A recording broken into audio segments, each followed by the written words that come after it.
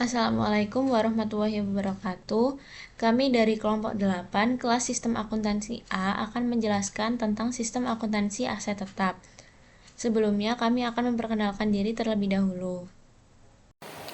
Perkenalkan, saya Karissa Firda Agustin dengan NPM akhir 021. Perkenalkan, nama saya Alisa Dahayu Gayatri dengan NPM akhir 135. Saya Aisyah Khalifatur Rasyida dengan NPM akhir 150. Perkenalkan, nama saya Galantri Amanda Bisono, NPM 159. Perkenalkan, nama saya Evi Dia Puswasari dengan NPM akhir 214. Perkenalkan, nama saya Adrian Marvin Kusuma dengan NPM akhir 389. Untuk materi yang pertama yaitu tentang aset tetap. Aset tetap sendiri itu adalah aset yang dimiliki perusahaan dengan jangka waktu yang digunakan itu lebih dari satu periode atau 1 tahun. Nah, aset tetap ini diperoleh perusahaan untuk melaksanakan kegiatan perusahaan tersebut dan tidak digunakan untuk diperjualbelikan. Nah, aset tetap sendiri itu harus memiliki wujud fisik. Nah, ada beberapa karakteristik aset tetap yang harus dimiliki oleh aset tersebut sehingga dinamakan aset tetap. Yang pertama yaitu frekuensi perubahan yang sedikit. Jadi dibandingkan dengan aset lancar, frekuensi perubahan yang dimiliki oleh aset tetap ini lebih sedikit dan biasanya itu lebih dari 1 tahun. Nah, yang kedua, nilai ekonomis yang biasanya tinggi. Karakteristik ini dimaksudkan aset tetap itu biasanya memiliki nilai ekonomis yang tinggi. Nah, aset tetap sendiri itu juga memiliki karakteristik yang ketiga, yaitu harus memiliki bentuk fisik. Yang keempat, karakteristik aset tetap itu biasanya memiliki umur ekonomis yang panjang, yaitu lebih dari satu periode atau satu tahun. Yang kelima, aset tetap itu tidak digunakan untuk diperjualbelikan, tetapi untuk menunjang operasi perusahaan. Yang keenam, pengeluaran aset tetap itu dibagi menjadi dua, yaitu pengeluaran dari pendapatan dan pengeluaran modal. Yang ketujuh, perolehan aset tetap itu diterapkan saat perencanaan dan pelaksanaan rencana perolehan aset tetap. Nah, aset tetap sendiri itu dibagi sesuai golongannya. Yang pertama itu ada tanah dan perbaikannya. Maksudnya perbaikan-perbaikan tanah itu akan dibebankan pada aset tetap berupa tanah. Yang kedua itu gedung serta perbaikan-perbaikan gedung. Yang ketiga ada mesin dan peralatan-peralatan pabrik. Yang keempat ada mebel dan yang kelima ada kendaraan. Nah, untuk aset tetap sendiri itu ada beberapa transaksi yang menyertai perolehan maupun pengadaan aset tetap. Yang pertama itu ada transaksi yang dapat mengubah aset tetap. Nah, transaksi ini terdiri dari transaksi perolehan, transaksi pengeluaran modal, transaksi revaluasi, transaksi pertukaran, penghentian pemakaian, dan juga penjualan. Yang pertama tadi ada transaksi perolehan. Nah, transaksi perolehan itu dilakukan dengan berbagai cara seperti adanya pembelian, pembangunan maupun sumbangan. Yang pertama itu ketika aset tetap dibeli itu dicatat dengan jurnal aset tetap pada bukti kas keluar yang akan dibayar. Nah, ketika aset tetap tersebut itu dibangun dengan pengeluaran kas, maka dicatat dengan cara aset tetap dalam konstruksi pada bukti kas keluar yang akan dibayar. Sedangkan jika aset tetap itu dibangun dengan pemakaian persediaan yang dimiliki perusahaan, maka aset tersebut itu akan dijurnal dengan cara mendebet aset tetap dalam konstruksi dan mengkredit persediaan suku cadang, gaji dan upah oleh tukang yang membangun aset tersebut dan biaya FOH yang dibebankan. Nah, transaksi selanjutnya yaitu ada transaksi pengeluaran modal. Nah, transaksi pengeluaran modal itu dicatat sebagai tambahan harga pokok aset tetap dalam mengeluarkan modal. Nah, pengeluaran modal ini dapat berupa pengeluaran kas ataupun pemakaian persediaan. Nah, untuk pengeluaran modal sendiri itu ketika dia menggunakan kas, maka dicatat dengan jurnal aset tetap pada bukti kas keluar yang akan dibayar.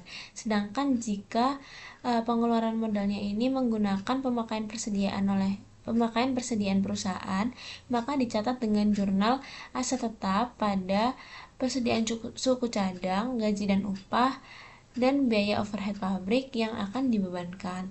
Nah, kemudian ada transaksi penyusutan aset tetap. Nah, aset tetap sendiri itu kan memiliki umur ekonomis lebih dari 1 tahun atau 1 periode. Maka dari itu perlu disusutkan.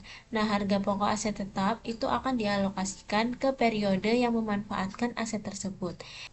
Nah, alokasi ini itu dilakukan dengan cara menyusutkannya tiap tahun. Nah, untuk jurnalnya yaitu biaya overhead pabrik sesungguhnya, beban administrasi dan umum, beban pemasaran pada akumulasi penyusutan aset tetap. Kemudian ada transaksi penghentian pemakaian aset tetap. Terkadang aset tetap yang dimiliki perusahaan itu sudah tidak digunakan lagi, sehingga perlu dicatat adanya transaksi penghentian pemakaian aset tetap. Nah, pencatatan penyusutan aset tetap itu perlu dihentikan jika waktu pemakaiannya itu sudah habis. Kemudian ada transaksi reparasi dan pemeliharaan aset tetap. Terkadang aset tetap itu perlu diadakan reparasi dan juga pemeliharaan karena terkadang aset tetap itu adanya rusak ataupun perlu dijaga agar aset tetap tersebut itu tetap bisa digunakan oleh perusahaan. Nah, pengeluaran untuk reparasi dan pemeliharaan itu bisa dari pengeluaran kas ataupun pemakaian persediaan. Nah, untuk jurnal pemakaian kas ataupun pengeluaran kas itu digunakan dengan jurnal mendebet beban reparasi dan pemeliharaan serta mengkredit bukti kas keluar yang akan dibayarkan. Sedangkan jika reparasi dan pemeliharaan itu dari pengeluaran persediaan perusahaan itu digunakan di jurnal dengan cara mendebet beban reparasi dan pemeliharaan dan mengkredit persediaan suku cadang, gaji dan upah. Oke, kita akan membahas tentang manajemen aset tetap dan struktur kode aset tetap. Kita mulai dari manajemen aset tetap dulu. Di sini manajemen aset tetap bertujuan untuk memastikan aset digunakan secara optimal. Oleh karena itu, pengelolaan aset harus ditangani oleh satu fungsi khusus, yaitu bagian aset tetap yang memiliki kewenangan untuk menempatkan aset di tangan pengguna, mengatur perpindahan aset, menghentikan penggunaan aset, mengirimkan aset keluar untuk perbaikan.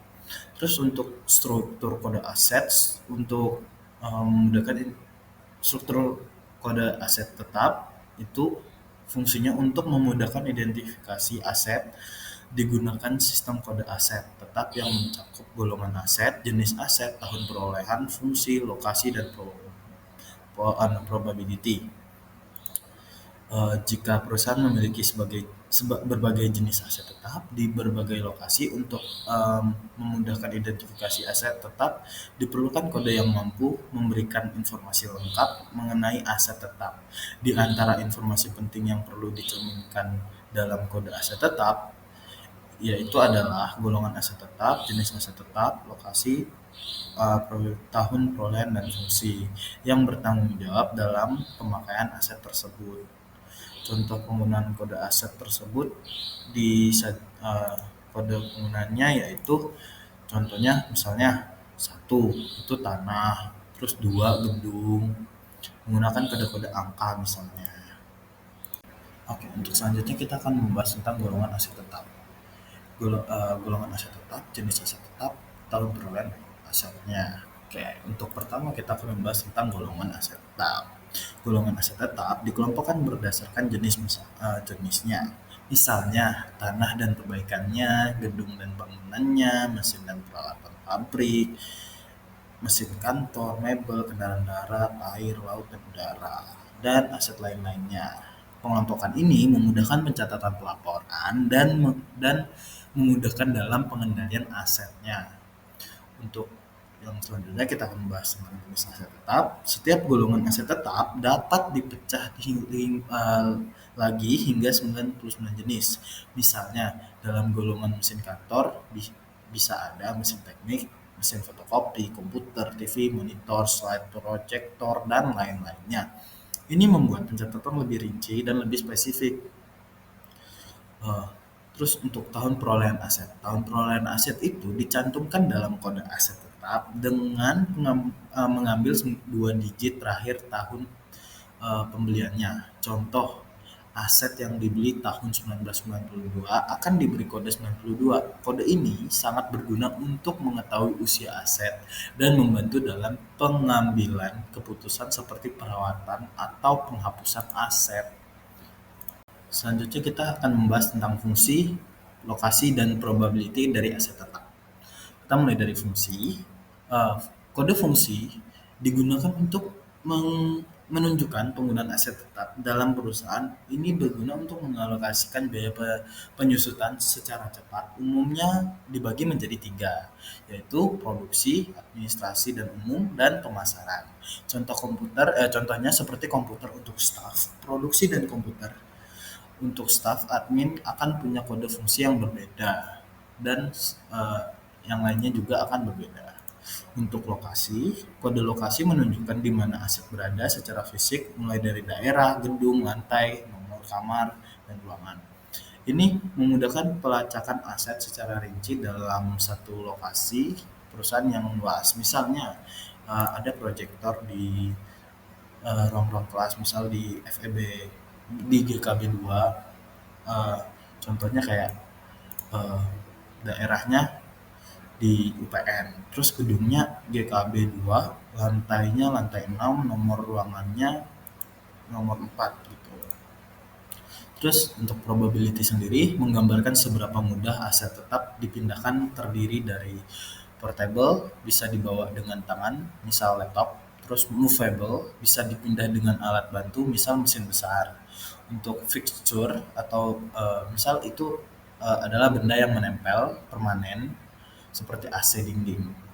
Kode ini sangat membantu dalam pengelolaan fisik aset dan perencanaan perawatan atau pemindahannya. Jika digabung, seluruh informasi ini membentuk kode lengkap aset tetap yang unik dan rinci. Misalnya kode 0405920102P bisa berarti golongan yaitu mesin kantor, terus jenis yaitu mesin fotokopi, terus tahunnya yaitu 1992 tadi, terus fungsinya itu untuk produksi, lokasinya di lantai 2, ruangan 2, probabilitasnya itu adalah portable. Untuk slide selanjutnya ini ada dokumen, yaitu yang pertama surat permintaan otorisasi investasi. Dokumen yang digunakan untuk meminta persetujuan pelaksanaan investasi dalam pajak tetap disebut surat permintaan otorisasi investasi. Dokumen ini diisi oleh fungsi yang mengusulkan perolehan aset tetap dan setelah diotorisasi oleh direktur fungsi yang bersangkutan dimintakan persetujuan dari direktur utama.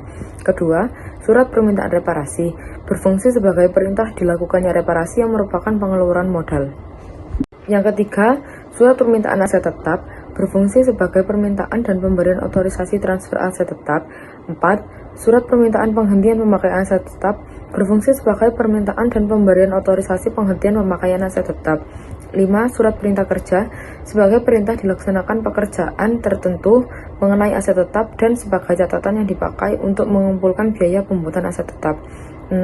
Surat order pembelian merupakan surat untuk memesan aset tetap kepada pemasok. Lalu yang ketujuh, laporan penerimaan barang diterbitkan oleh fungsi penerimaan setelah fungsi ini melakukan pemeriksaan kuantitas mutu dan spesifikasi tetap yang diterima dari pemasok. 8. Faktur dari pemasok merupakan tagihan dari pemasok untuk aset tetap yang dibeli. 9. Bukti kas keluar merupakan perintah pengeluaran kas yang dibuat oleh fungsi akuntansi. 10. Daftar penyusutan aset tetap berisi jumlah beban penyusutan aset tetap yang dibebankan dalam periode akuntansi tertentu. Yang 11, bukti memorial digunakan sebagai sumber untuk pencatatan transaksi penyusutan aset tetap, harga pokok aset tetap yang telah selesai dibangun, penghentian pemakaian aset tetap, dan belanja modal. Slide selanjutnya ini catatan akuntansi.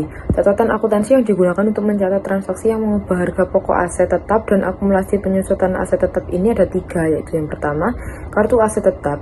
yang merupakan buku pembantu agar tetap untuk mencatat secara rinci semua data yang terkait dengan aset tetap tertentu.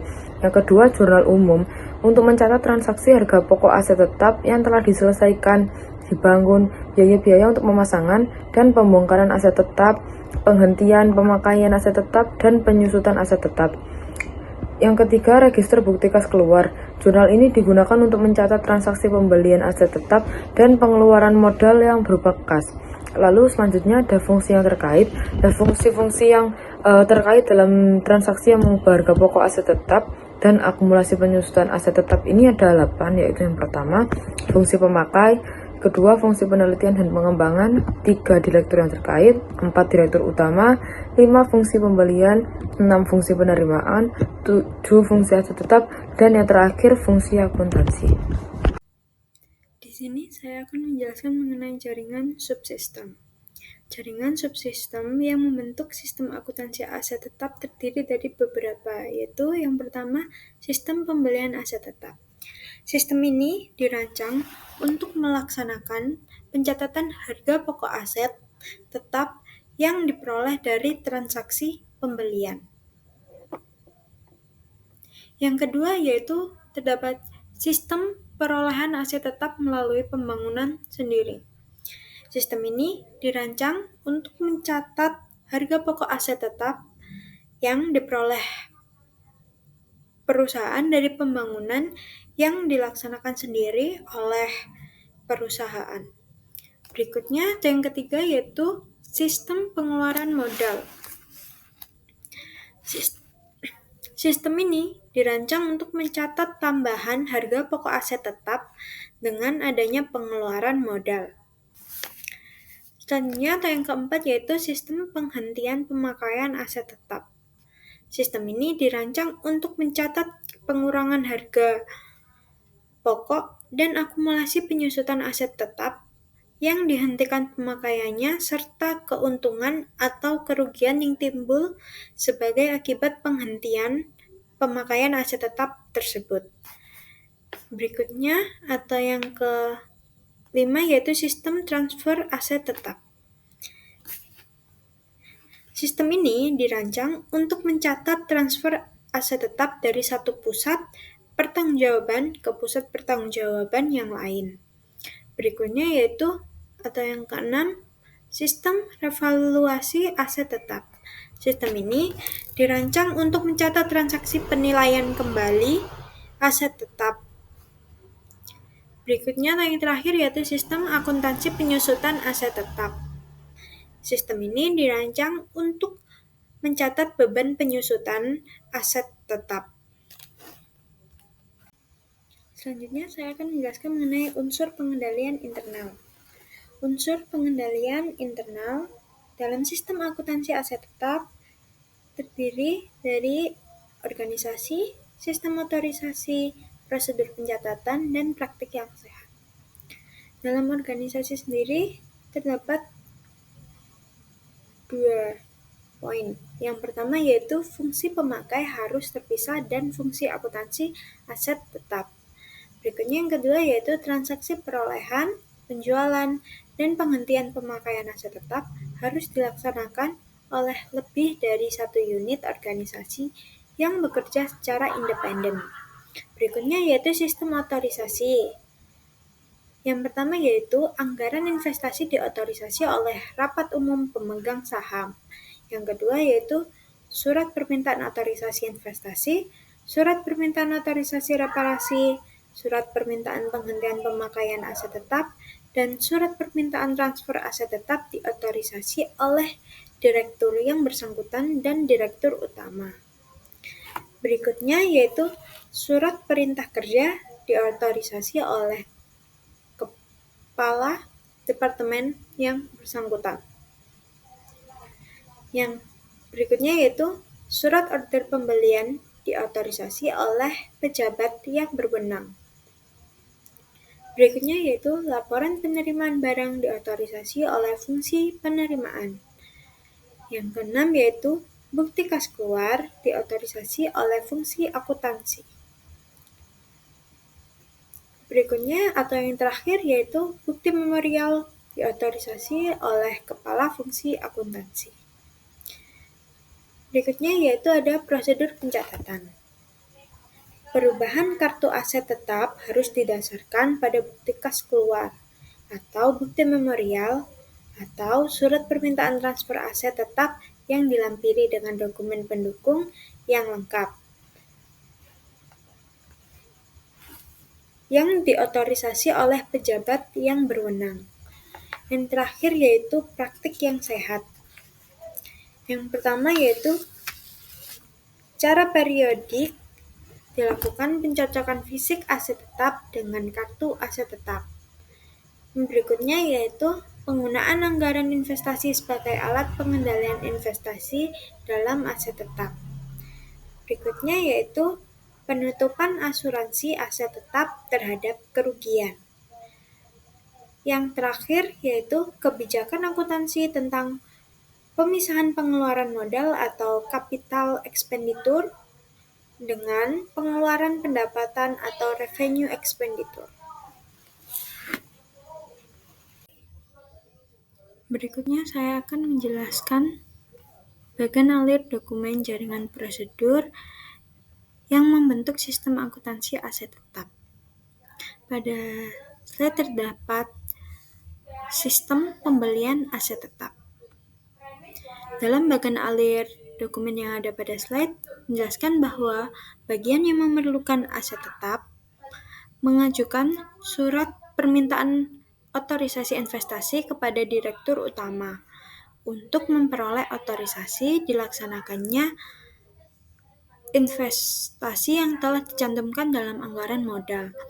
Berdasarkan otorisasi yang diberikan oleh Direktur Utama, bagian pembelian melaksanakan pemilihan pemasok dan pengiriman surat order pembelian kepada pemasok yang telah dipilih. Kemudian bagian penerimaan melakukan pemeriksaan terhadap aset tetap yang diterima dari pemasok, melakukan pengujian terhadap kinerja aset tetap yang diterima, dan membuat laporan penerimaan barang.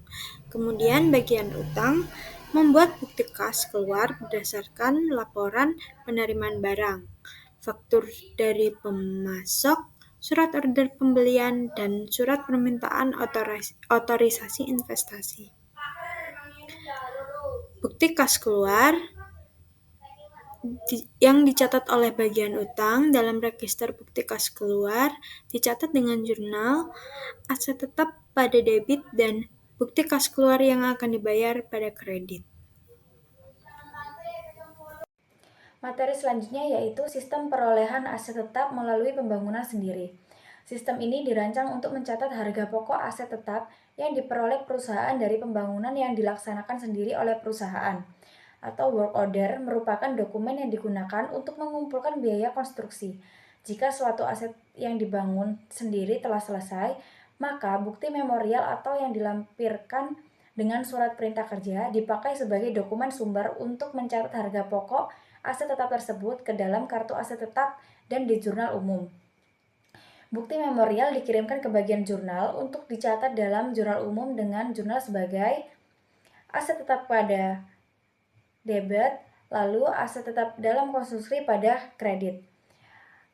Berikut adalah gambar 16.12 melukiskan bagian alir dokumen sistem perolehan aset tetap melalui pembangunan yang terdiri dari rangkaian prosedur berikut ini. Nomor 1 yaitu prosedur permintaan otorisasi investasi, yang kedua ada prosedur perintah kerja, yang ketiga ada prosedur pelaksanaan pembangunan aset tetap, yang keempat ada prosedur penerimaan barang, yang kelima ada prosedur penempatan aset tetap, dan yang keenam ada prosedur pencatatan harga pokok aset tetap. Selanjutnya yaitu sistem pengeluaran modal. Sistem ini dirancang untuk mencatat tambahan harga pokok aset tetap dengan adanya pengeluaran modal. Setiap pengeluaran modal memerlukan dokumen surat permintaan otorisasi reparasi dari manajemen puncak. Pelaksanaan surat permintaan otorisasi reparasi dilakukan berdasarkan dokumen surat perintah kerja. Pencatatan biaya yang terjadi untuk work order dilakukan menurut nomor surat perintah kerja yang bersangkutan, sehingga dapat dihitung besarnya pengeluaran modal untuk surat perintah kerja tertentu, dan dapat dihitung tambahan harga pokok aset yang bersangkutan. Selanjutnya yaitu sistem penghentian pemakaian aset tetap.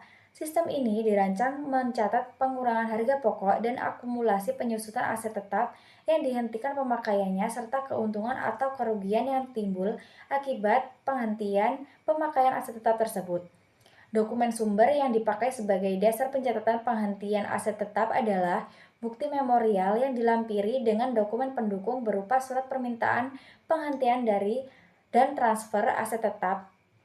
Penghentian pemakaian aset tetap dicatat oleh bagian kartu aset tetap dan dicatat oleh bagian jurnal ke dalam jurnal umum dengan jurnal akumulasi penyusutan aset tetap pada debit, rugi penghentian pemakaian aset tetap pada debit, dan aset tetap pada kredit. Baik, selanjutnya di sini ada 3 flowchart. Yang pertama yaitu sistem transfer aset tetap.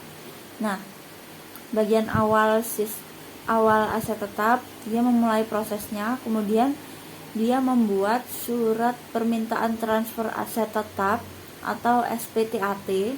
Nah, dokumen ini tuh merupakan inisiatif dari bagian awal yang ingin memindahkan aset.